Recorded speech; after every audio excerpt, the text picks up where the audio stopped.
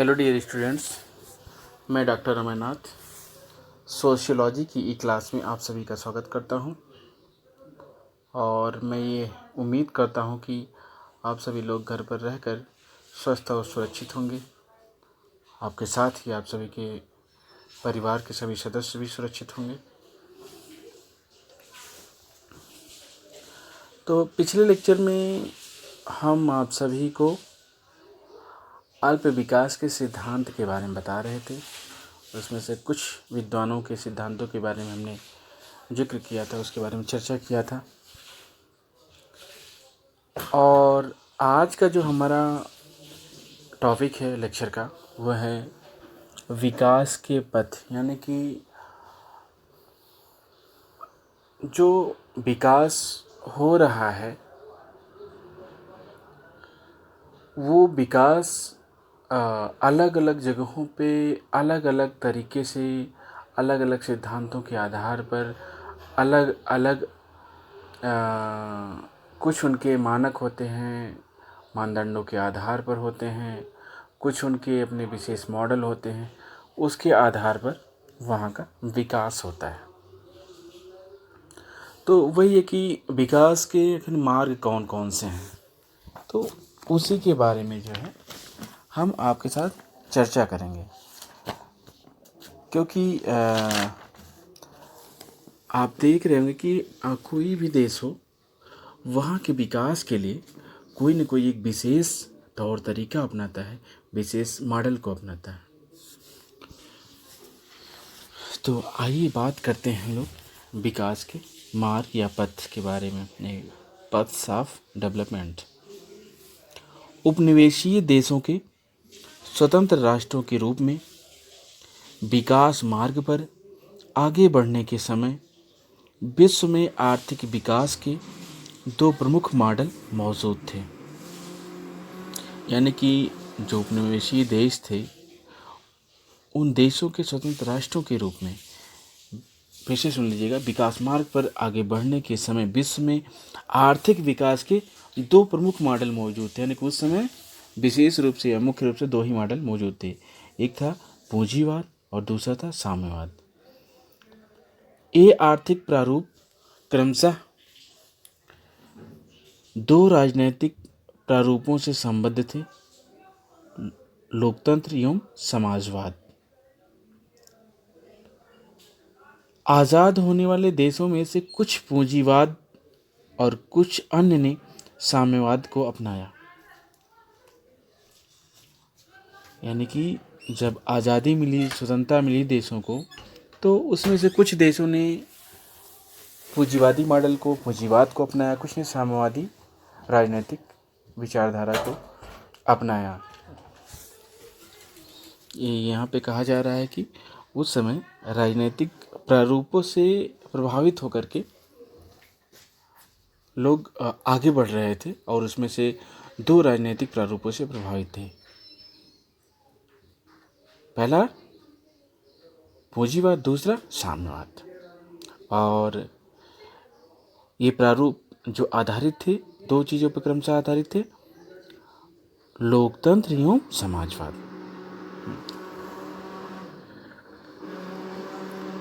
सामान्य तौर पर यदि विभाजन किया जाए तो यह देखने को मिलता है कि सोवियत संघ के प्रभाव क्षेत्र में आने वाले पूर्वी यूरोपीय देश, मध्य एशियाई देश और चीन ने साम्यवादी अर्थव्यवस्था अपनाई।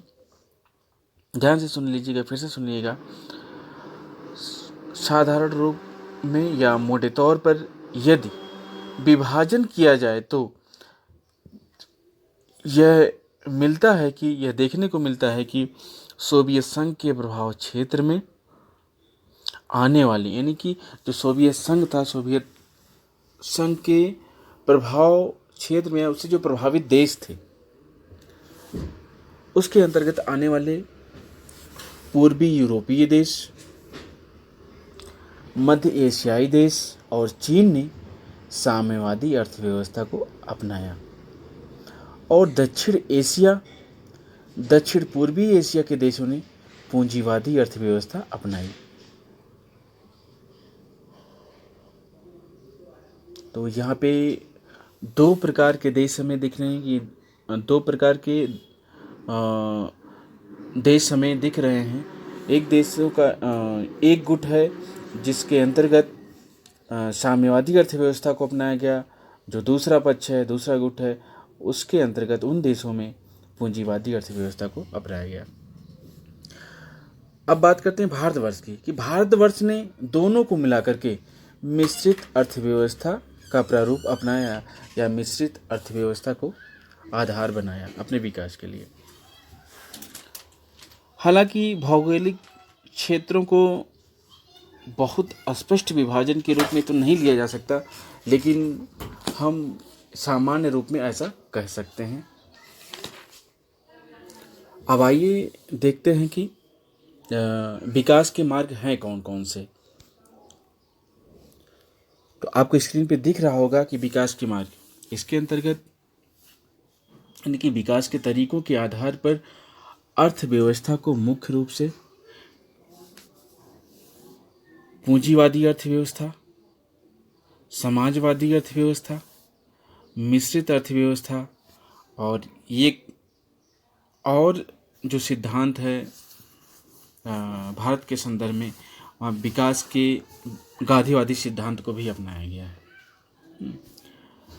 तो हमें जो इसके अंतर्गत चर्चा करना है विकास के मार्ग के रूप में, उसमें पहला है पूंजीवादी अर्थव्यवस्था, दूसरा है समाजवादी अर्थव्यवस्था, तीसरा है मिश्रित अर्थव्यवस्था और चौथा है विकास का गांधीवादी सिद्धांत या मॉडल।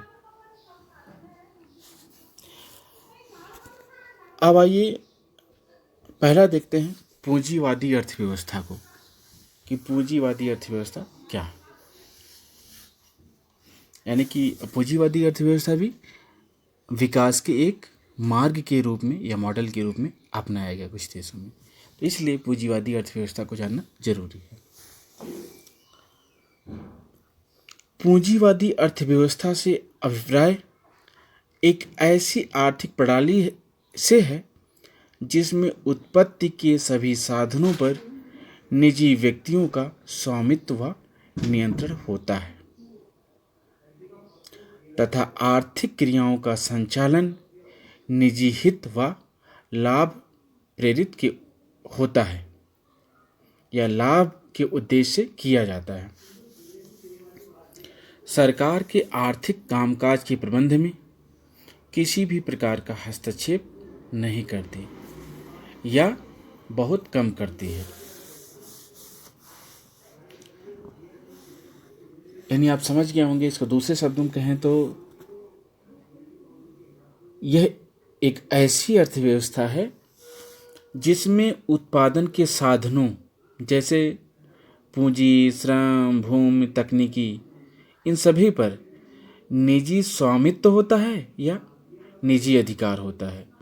यही पूंजीवादी अर्थव्यवस्था कहलाती है। एक चीज़ और, इसे उदारवादी अर्थव्यवस्था भी कहते हैं, क्योंकि ऐसी अर्थव्यवस्था में आर्थिक गतिविधियों पर राज्य का न्यूनतम नियंत्रण होता है। इसके पहले हमने जैसे कहा कि सरकार का हस्तक्षेप या तो नहीं होता है या तो बहुत कम होता है।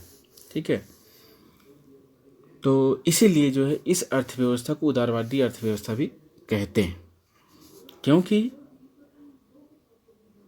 इनकी गतिविधियों पर राज्य क्या है, सरकार का न्यूनतम नियंत्रण होता है तथा निजी क्षेत्र अधिक प्रभावकारी होता है एवं स्वतंत्र भी होता है।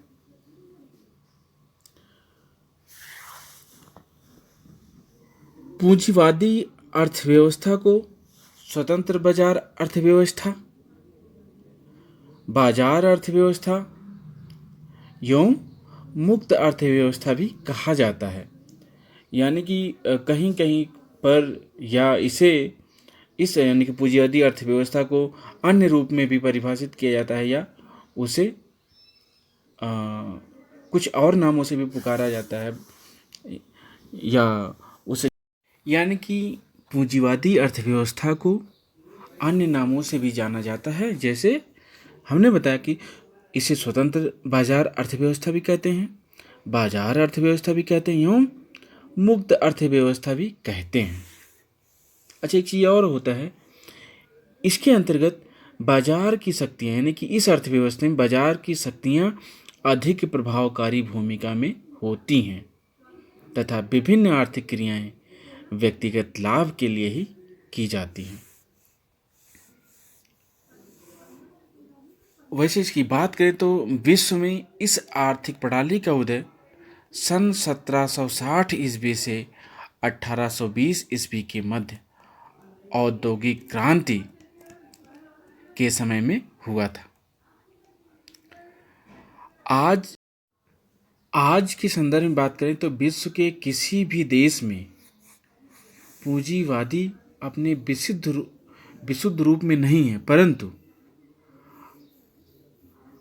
आर्थिक गतिविधियों के संचालन व नियंत्रण के आधार पर पूंजीवादी अर्थव्यवस्था के देशों में संयुक्त राज्य America, Germany, Canada, Italy, Japan, France, Australia आदि देशों में जो इस प्रकार की अर्थव्यवस्था पाई जाती है, इस अर्थव्यवस्था को अर्थतंत्र पूंजीवादी अर्थव्यवस्था के नाम से जाना जाता है। यानी कि कहने का मतलब है कि विश्व के कहने की बात है कि आज विश्व के किसी भी देशों में हम विशुद्ध रूप में तो पूंजीवादी अर्थव्यवस्था नहीं पाते हैं, लेकिन वहाँ पर जो उनकी गतिविधियों का संचालन और नियंत्रण होता है वह पूंजीवादी आधार पर ही होता है। और इसके अंतर्गत आने वाले देशों में संयुक्त राज्य America, Germany, Canada, Italy, Japan, France, Australia आदि देशों में इसे अर्थतंत्र पूंजीवादी अर्थव्यवस्था कहते हैं।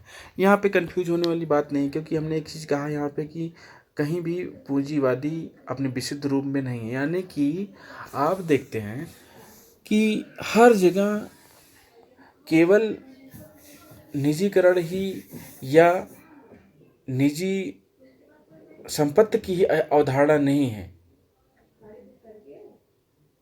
बल्कि वहाँ पे सार्वजनिक संपत्ति की अवधारणा हर जगह पाई जाती है। और क्या है कि जो सरकार होती है वह सरकार भी अपने स्तर पर या सार्वजनिक संस्थाओं